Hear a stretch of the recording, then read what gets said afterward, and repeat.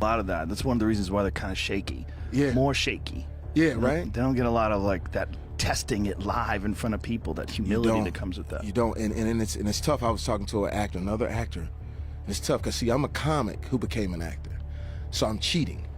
You know what I'm saying? I can go do this, and I can go. I'm gonna be in St. Louis tomorrow. You know, doing some jokes, so I can. You know, I can get my thing off. But just actors, it's tough. Well, you figured out a way to balance 3 careers. You can sing too. I mean, you could do anything. You're a weird guy in that way. You got a lot of weird talent yourself. You're talking about Justin Bieber and Chris Brown. You've got some weird ability to shift too. It's not only, but I've been fortunate in the fact that now things have opened up. Like, you know, back in the day, like, you could only do one thing. I would never forget, Keenan Ivory Wayans told me, he said, yo, what's with the singing shit? Yo, you Wanda, motherfucker. I can't see you trying to sing and shit. Or I would try to sing it for a girl. I'd be like, can you see that love is real? And the girl be like, oh, Jamie, stop. You too funny in the face.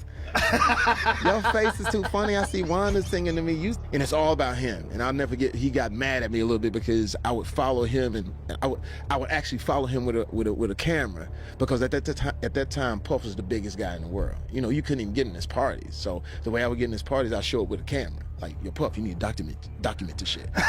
And he turned around, what's up, Playboy? I said, yeah, let me get that, man. Ain't nobody getting this. And it wasn't back in the day with the camera phone. I had the big fucking Canon that you put on your shoulder and the light and the shit. I said, let me change the battery, let me get all this shit, right? So at one point I told him, we were actually in Philly, and he was throwing a party, and he said, yo, Playboy, this party's $1.5 million. I said, like, for what? I mean, what are you saying? He said, it costs $1.5 million to throw this party. I said, Puff, oh my God, I love it. The party's amazing. Yes, the mayor is here and everything. I said, but that's too much money. I said, you come to my place in LA, I'll throw you a party for $400 that will rival this party. And he got a little mad because, you know, he was like, yo, no, I'm known for this shit. Don't front. I said, no, I'm not. I respect you. I said, but LA, I just know how to get around. So he gets to LA, and he calls me early in the morning. Yo, Playboy, make that shit happen. It was a Saturday. I said, cool. I'll go in on my phones. And by 12 o'clock in my small house in Tarzana, and God bless my neighbors that live there, I'm no longer there. I know they wanted me to get out of there because I was too much. But the party's fevered pitch, and I ain't out here, so it's like, you know, it's all good. And that's the girl, I said, yeah. I said, but look at the party. I said, look over there on the table. I got Kentucky Fried Chicken, but I put it in a nice plate. I got Coca-Cola, but it's just in a pitcher. I said, we're at $280 right now and counting. I won't go over 400. And Introduction to the bombshell revelation Joe Rogan has never been one to shy away from controversy, and when Jamie Foxx recently joined him on his podcast, things took a wild turn. What started as a casual conversation quickly spiraled into a shocking discussion about Sean Diddy Combs and some dark, alleged secrets that have been buried for years. With rumors swirling about powerful elites in the entertainment industry, Foxx and Rogan peeled back the layers of a story that has left many speechless. Was Diddy involved in an alleged poison plot? And if so, why is this story only now coming to light? Let's dive into the chilling details. Watches, he's not saying it. No, it's because no, PBD. This is just them saying what we know. But the clip that I sent Rob is of what was his name, Robbie? Big homie CC. PBD. Good guy, big homie CC. Yeah, because so Pat, you know what's going. So let me read the story and I'll come to you because I thought it was a video there. Yeah. During the tapings of his upcoming Netflix special, what had happened was Jamie Foxx reportedly stated that he was responsible for what happened to him, and Foxx is the one who called the FBI on Combs. According to Choke No Joke, a videographer who attended the shows, another attendee, Dennis L.A. White, recalled Foxx saying, people keep asking me if Diddy was responsible. He was not responsible. If he was, I would have been dead. Foxx also referenced Combs extensively in his routines, joking about topics like baby oil. Foxx reflected on his 2023 health scare, calling it an unexpected dark journey. He explained on Instagram, I had an opportunity to tell my side of the story, and there was no better place than Atlanta, Georgia, where he was hospitalized. He described his special as an artistic explanation of something that went terribly wrong and added, to clarify, I was betrayed by a fake friend. Oof. Bingo. Go ahead, Vinny. Okay, so fake friends. So, and mind you, and I felt blame to this, because the media and everybody was being quiet. The family, his daughter, everybody was like, especially because this was the whole COVID vaccine. People were like, just tell us. Just mind you, I know Jamie Foxx personally. I even messaged him when he was going through this. I said I'm praying for him and everything like that. We didn't get into nothing like this, but everybody was like, "Oh, it's the vaccine. It's the vaccine. Talk to us. Talk to us." It was media silent. So from what I'm gathering, because I know people that are there that went to the special. When you go to the special like this, and you guys know this from the comedy shows that we've been to, they take your phone, they lock it up. You can't have anything recording or nothing, right? He said in the special that, I was hospitalized by this person. And mind you, him and Diddy have had a business falling out. They said they had a beef. So the Choke No Choke was a videographer, and he was like, yo, I was there. He said Diddy was responsible for what happened to him, and that he's the one that called the FBI. And Choke added, I don't think he was joking in the special. Okay, so nobody knows, and you guys know this. We might not ever see what's even there, because on the cutting room floor, we know this from editing, if he doesn't like it, or if it's anything kind of, too far, they'll edit it out. But the people that were there were saying that he was saying it and that he was serious about it. And also, this is a little while ago, Pat, this was celebrity bodyguard Big Homie CC, who publicly alleged that Diddy, and mind you, let's not pretend like people are like, this is a far-fetched idea. This is the type of character, after dragging Cassie and doing all the shit that he did, that this guy alleged that Diddy poisoned Jamie Foxx, leading to him calling the FBI. And he also stated in this video, I know he poisoned Jamie Foxx, and he also said that he's been poisoned before in the past. Can we play this clip? Yeah. The things that you heard behind the scenes that were going on before this indictment actually dropped. Well, I know he poisoned Jamie Foxx, and Jamie Foxx reported him to the FBI because of it. I know that's a fact. So, wait, you're saying that Diddy poisoned Jamie Foxx, and that's how Jamie Foxx got sick? Jamie Foxx reported this man to the FBI because of this. It's facts.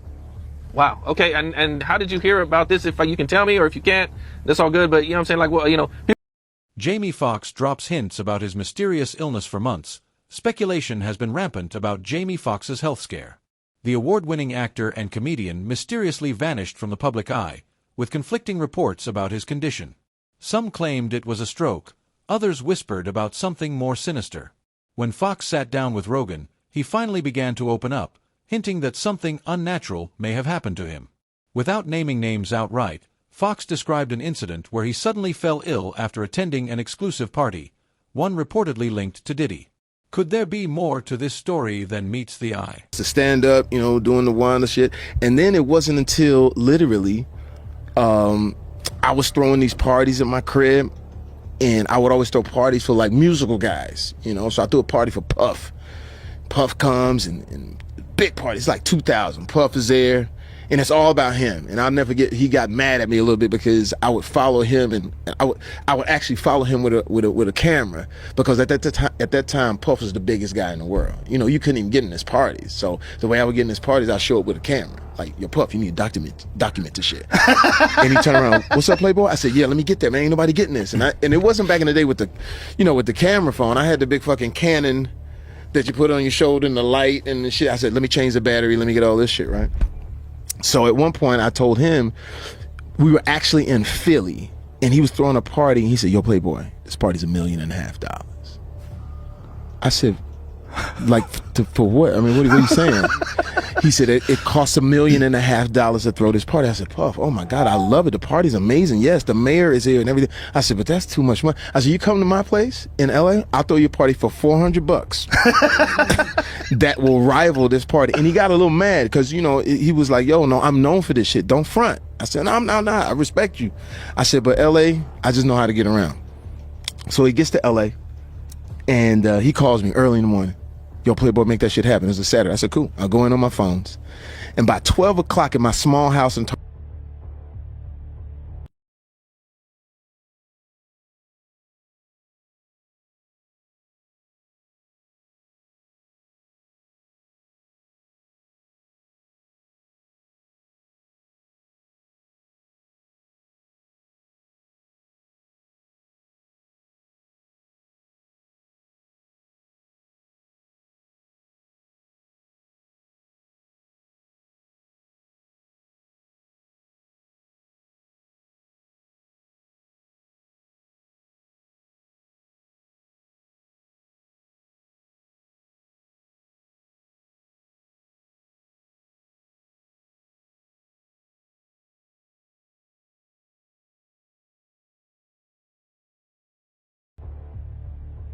That party, Missy Elliott, of course, she had her room. Everybody's going crazy with Missy Elliott. I'm going to my garage, and there's two guys, a little guy like this and a tall guy. The little guy goes, yo, B, yo, it's like this all the time, B? I said, yeah, who are you? He said, we the Neptunes. My name is Pharrell. I said, yeah, man, I heard of you. That's how long ago this was. Wow. So he's like, can I? I said, just go ahead and have a great time. There was another guy standing on the wall, green jacket, like a green little jumpsuit. Nobody was talking to him. Guess who it was? Who? Jay-Z. Nobody knew. I said, what's up, man? Yeah, what's going on? It's just a great party. You know what I'm saying? so Jay-Z, no one knows. But, and now, the way I got into the music, however, is that all these different... Joe Rogan's history of calling out Hollywood elites Rogan is no stranger to exposing powerful figures in Hollywood. On multiple occasions, he has questioned the strange activities of elite circles, calling out the dark underbelly of fame and fortune. During his conversation with Foxx, Rogan brought up past allegations against Diddy, discussing the whispers that have followed him for decades. From wild parties to allegations of manipulation and control, Rogan didn't hold back in asking the hard questions. Is there a deeper connection between these elite circles and unexplained Hollywood scandals? Alice. She's a former makeup artist for Diddy and also Cassie Ventura, working for Diddy for years and eventually becoming a friend of Cassie.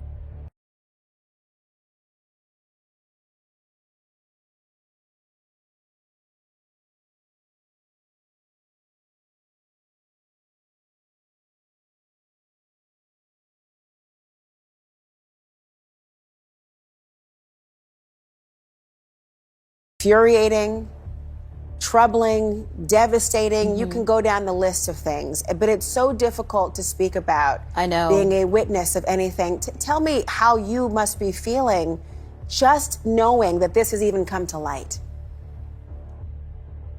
Well, I have kept this secret for like 14 years. I mean, the first time I experienced it was 2010, and I was in the hotel room when Puff came in, and I had no idea Cassie left. And when I woke up, I just saw his presence come into the room.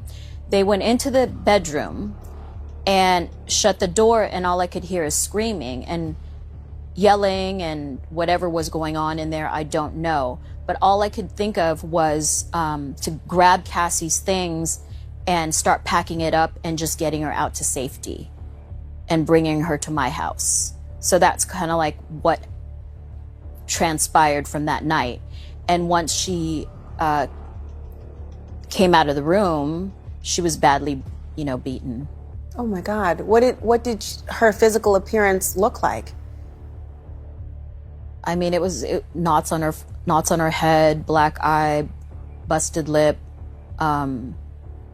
but a lot of knots all over her head. Did she go to the police at that point or anything? No, we didn't know what to do at that point because, Puffy is a very powerful person and we were quite terrified. So I just, brought her to my house, and my friend, who is a doctor, I called her, and thank God she was in town because we didn't know what to do. And she treated her for, just to make sure she didn't have a concussion or anything like that. But it was really it was painful to see Cassie like that because she's such a beautiful human being, and for a man to just hurt any sort of woman or child or animal, it doesn't matter. But Cass is a good friend of mine, and I just felt so I just didn't know what to do. I felt like I don't even know how to describe how I felt that night. Did she describe how she was feeling about having that happen? Did you get a sense that this was the first time?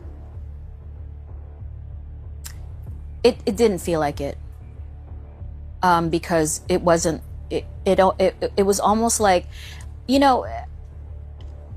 I feel like she might have been embarrassed that happened in front of me. The alleged poisoning incident Foxx detailed a night that changed everything for him. He described attending a high-profile gathering where he was offered a drink by someone within Diddy's circle. Moments later, he began feeling disoriented, experiencing severe symptoms that left him struggling to stay conscious. What followed was a health crisis that doctors couldn't easily explain. Was this just an unfortunate coincidence, or did someone intentionally spike his drink with something dangerous? It is a new hour here on Live Now from Fox, and we do have some breaking news that we want to bring to you. It was being reported by TMZ, and now Fox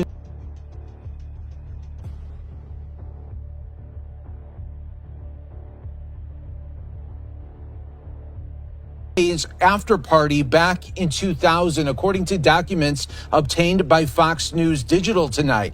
The lawsuit, which was initially filed back in October, was refiled tonight in New York.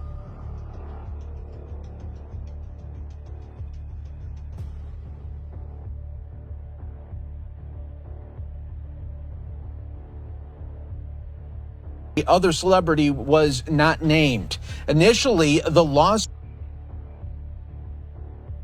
A and Celebrity B watched. Carter was named as Celebrity A in the refiled lawsuit. Representatives for Jay-Z did not immediately respond to Fox News Digital request for comment. Combs and Carter allegedly, quote, took turns assaulting the minor, according to the lawsuit.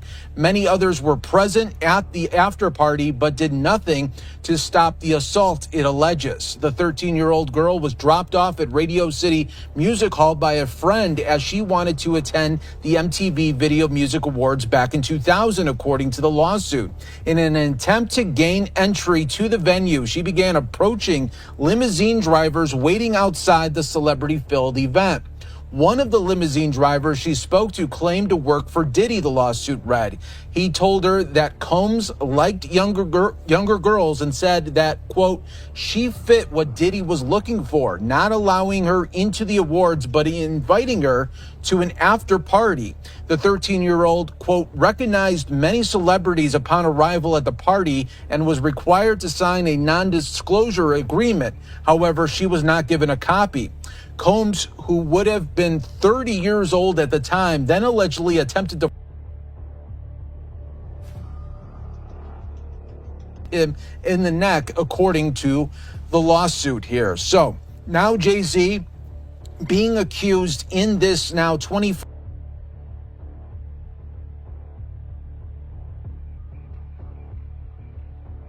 party here. So these are the newest allegations rocking the music world this evening, and we wanted to bring that to your attention all right here on Live Now from Fox. Of course, we will continue to follow this major story as the Diddy saga continues, and now more celebrities getting caught up in it here. These new allegations rocking Hollywood and the music industry as we... The pattern of suspicious illnesses in Hollywood Joe Rogan and Jamie Foxx didn't just stop at Fox's own experience. They began connecting dots, pointing out other celebrities who have mysteriously fallen ill after being associated with certain powerful figures. From sudden strokes to unexplained medical conditions, the entertainment industry has seen its fair share of suspicious health crises. Could these incidents be part of a larger pattern? With the accuser's account. We expect Mr. Carter to be fully cleared of all of this in the coming days. Almost nothing that she says has checked out because this never happened. This in the wake of our interview with a 38-year-old mother from Alabama who accuses Jay-Z, whose real name is Sean Carter, and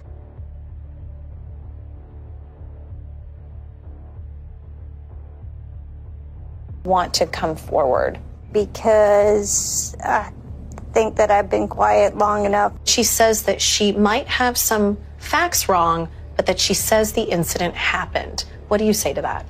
You know, anybody, when they make up a claim, they can just keep repeating it and getting it right. But you never get the details right. And what happened during her interview with you is that the story began to unravel. On the night of the MTV Video Music Awards in 2000, she says Combs' limo driver took her to an after party. There she says she spoke to musician Benji Madden and his brother. I'm talking to Benji Madden about his tattoo. That's the Last Supper. In a statement to NBC News, a representative for the Maddens confirmed they did not attend the 2000 VMAs and that they were on tour in the Midwest at that time.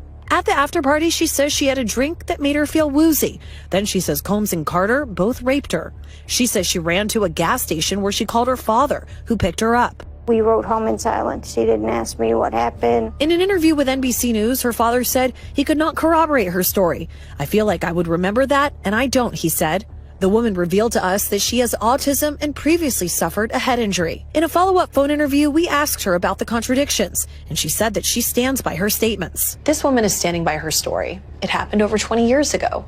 Maybe her memory is hazy. Maybe her father doesn't remember that night. No, she's doubled down on certain of these details. She says, I'm positive. She points out the tattoo. She talks about that tattoo in vivid detail. Turns out that's completely false. And the father is supposed to be picking her up.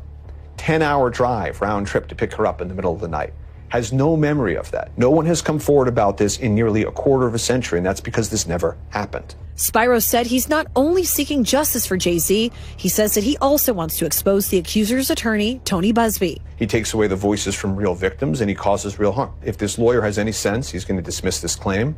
I don't know whether he has any sense. Busby, who has filed more than 20 lawsuits against Combs, told NBC News that he is continuing to vet the accuser's claims and that she has agreed to undergo a polygraph this week. A representative for Combs called the suit a shameless money grab. Since your attorneys refiled the lawsuit against Combs naming Jay-Z, he has come out with a very long statement saying that this is completely not true and that this is all about trying to get money from him. What do you say about that? Industry whistleblowers speak out. It's not just Foxx and Rogan who are talking. Over the years, multiple insiders have hinted at the sinister undercurrents of Hollywood's elite. Former associates of Diddy have come forward with shocking claims about secret gatherings, manipulation tactics, and even threats against those who refuse to comply. As these voices grow louder, the question remains, how much of this is conspiracy and how much is cold, hard truth? That she went and she was seen by a gas attendant who saw her in distress. Number 3, that she phone called her dad who showed up, the 13-year-old, and now removed her. So civil complaint, simply allegations, needs to be proven in a court of law. But if true, it could rise to the level of criminality. And, we'll see what happens or if the DA looks and investigates. So what happens now? So what happens now is this is simply a civil complaint. And in a civil complaint, it goes through the technical legal process. Now, the distinction, Jessica, between civil and criminal, of course, is that civil is for monetary damages, right? The system can only reward you with money. There's allegations that this 13-year-old is suffering from post-traumatic stress disorder, suffered depression, etc. So now you go to fact-finding, right? Before that, just briefly, there was a demand letter sent. And a demand letter is a letter being sent by a lawyer saying, hey, I don't have to sue you. We can sit, we can mediate it. If we reach an agreement, it never sees the light of day. Jay-Z saying, I don't care about your demand letter. I look at it as blackmail. You want to sue me, sue me. You want to look at it criminally, look at it criminally. But it'll go through the fact-finding process. If a trial is necessary to determine the facts, that's what will happen. But it'll be deemed civil. No indication at this point as to whether or not any criminal investigation will ensue as a result of this. Yeah, and Jay-Z came back incredibly forcefully against these allegations and really singled out that attorney as well for being, I'm paraphrasing here, but greedy, saying he's out to get money and calling that letter essentially blackmail. Yeah, and in addition to that, Jessica, also suing the attorney, saying he's intimidating him, harassing him, etc. Now, demand letters are not new. What lawyers do is they send them out as a matter of protocol and practice so that you can expedite the process. At the same time, there's certain ethical standards that you have to use, and you have to have a good faith factual belief that this is true. Now, you can argue this complaint was filed in October, right? Could have mentioned Jay-Z then. You didn't. Why? It was amended now to include him. Are the factual assertions true? Are they fact or fiction? Is it a money grab or not? Diddy's past controversies resurfaced. Diddy has long been a controversial figure in the industry. From legal battles to allegations of controlling behavior, his past is filled with red flags. This recent discussion has reignited interest in past accusations, with many wondering if the mogul's influence is as untouchable as it once seemed. Could these new revelations finally lead to accountability? Look it up right now. But by the time this interview drops, this is going to be out in the ether for sure. And who's this guy? These people poison people, bro. I've been poisoned 3 times. He's been poisoned. Why am I testing positive for cyanide? You feel me? Why am I getting, why do I had pneumonia 3 times? So people like, man, why he breathe like that? Because I only got one lung. And then I had a car crash, I got one nostril permanently blocked. and I done had pneumonia 3 times. Somebody been trying to poison me. My brother got poisoned with me. The little lady I was bodyguarding, she got poisoned. Like, somebody is carrying on these antics. These is facts. Is there any idea why Diddy would want to poison Jamie Foxx? Benny, who is you get called to testify? This is big homie CC. He's a bodyguard, celebrity bodyguard. No. Big homie CC. Big homie CC is a bodyguard. I mean, nobody has more credibility than the big homie CC. I'm just saying we like it's not, it wasn't COVID, it wasn't the vaccine. There's something going on, and the fact that he's talking about it on his. By the way, this is his special taping. They do 3 shows, and this guy said every single show that he mentioned it, and he thought he was serious. So I'm just saying. I'm gonna take the other side on this. Number one, have you seen the special? Nobody has. Okay, well, exactly. I know people that were there. You know, there's a famous phrase in comedy. These is jokes, man. Okay. These is jokes. So, but joking about somebody poisoning you and then you calling the FBI, I don't know. There's a lot of Diddy jokes out there right now. I mean, there's a lot to make fun of. I don't think, my opinion, I'm gonna throw the word allegedly all over this conversation. Yeah. If he was actually poisoned and almost lost his life, that he's not announcing it at a comedy special. The FBI would be dealing with this. Well, now he could. No doubt. Well, now he could, Adam, because the FBI's arrested the guy and he's in jail. He's not scared of his life. How much credibility are you giving to the big homie CC? I mean, to be honest with you, I think when somebody like that is talking, me personally, I believe him. I believe him because I know what you 100% believe him. No, I would say let's say 80%. I'm at like 2% because those guys see everything. This motherfucker? Adam, these guys see everything though. That guy has sunglasses on. He's 380 pounds and he's wondering why he can't breathe so good. Maybe lose some weight, motherfucker. No, but I mean, listen. I'm just saying I wouldn't put it past somebody like Diddy, who we know the track record from his allegedly having people shot, baby oil that had freaking drugs in it, to all the crazy stuff that's going on. This is the least of my thing. If you have a beef with somebody and poisoning them, I believe it. I'm separating two things. Hold on, Tom, let me finish one thing. I'm separating one thing. Do I think Diddy is a world-class scumbag who's probably going to spend the rest of his life in jail? Yes. Do I think that Jamie Foxx joke and whoever the big homie CC is has any credibility here? Very low. So I'm just separating the two. So okay. I want to go to you, guys. Since when did hip hop stars start taking a page out of the failed James Bond assassination handbook where you're gonna poison some guy or put him on the edge of a cliff and he's gonna be rescued? Why don't you just go back to the 90s and just pop a cap in his ass? Tom's getting gangster. I like when Tom gets gangster or German. It's like, Instead of Tupac's hit him up, it was so easy where you would just drive by, shoot him in the head, throw the gun in the ocean, and then go roll with your homies for the 2 a.m. club. People are starting to realize who Tom really is. Tom is no But now we got to do. Wait a minute. We'll put the poison in a Big Mac, and we'll slide the Big Mac. The other day, we're going to church on Sunday with him and his family. They pull up. You know what music Tom is listening to? What? It's the Thuggish Ruggish. No, he did not to go to church. He's a big Mo Murda fan. He's a big. Remember the last Sunday that he was a whip. The media's silence on the matter, despite the severity of these claims, mainstream media has largely remained silent. Rogan and Fox pointed out that major news outlets often avoid discussing the darker side of Hollywood. Why is it that certain names and stories never seem to make headlines? Who benefits from keeping these allegations buried? Party was all musical people, and I did it for a reason. At that party, Missy Elliott, of course, she had her room. Everybody's going crazy with Missy Elliott. I'm going to my garage, and there's 2 guys, a little guy like this and a tall guy. The little guy goes, "Yo, B, it's like this all the time, B?"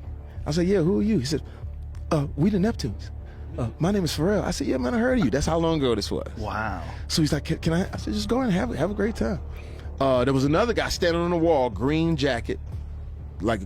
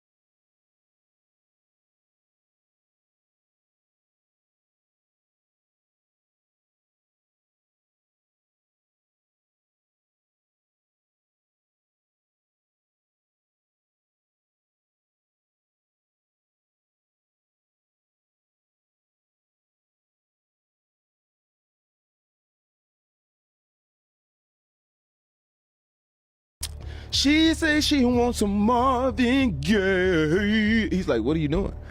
I said, well, I got to put, the R&B on it. You know what I'm saying? I'm a real singer. I've been singing. He says, don't do that.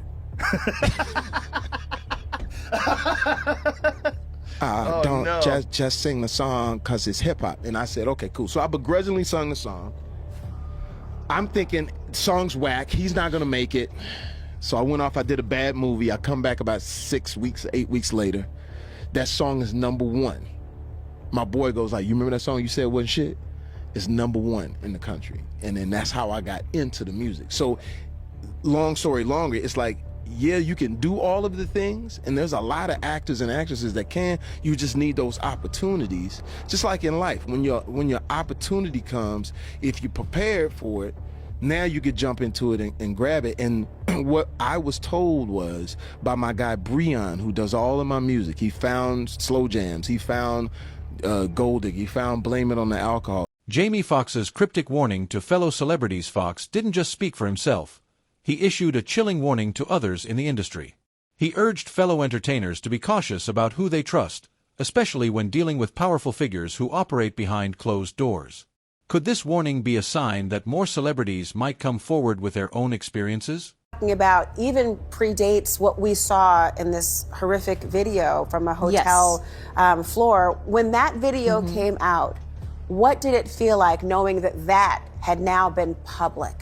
No, I was devastated when I saw that video because it was like I witnessed what could have happened in that room and more, So that was a hallway incident. Who knows what happened, in that room when I was outside of there. And I was devastated. Actually, I've been devastated since the court cases came out and how, he mistreated Cassie.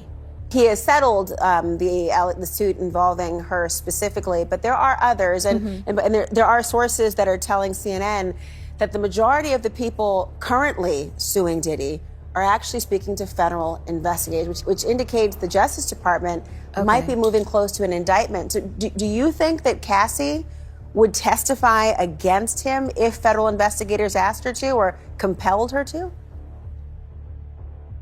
I'm really not sure. Like I said, I can't speak for Cass, but I hope she does. I hope she does because she's the only one that would know all the information that's gone on over the years. So, Mila, why do you think? I mean, we've heard certainly, a lot of people in the industry condemn Diddy for what they saw on that video, but it hasn't been a universal outcry within the industry specifically. Why do you think that is? Because it's a very small industry and that we all know each other, and I feel like people are afraid to speak up about it. And the only reason why I am is because I'm a friend of Cass's and I really care about her very much so. And I'm outraged and very, very heartbroken about how he's been treating her. It just it breaks my heart, and I just can't imagine a man treating a woman that way, and not just a woman but a friend of mine that I've known since she was a teenager. So I've known Cassie before all of this, so it disgusts me. I can only imagine of all the women that you have worked with and people who are eager to be in the industry, what they are exposed to, how they could be exploited and abused in a variety of ways. And that's why the idea that not hearing so many more people speak up is very frustrating and hurtful for so many people. It is frustrating and hurtful, even for me, because I watch, I know what goes on behind the scenes, and I just can't imagine why nobody's speaking up.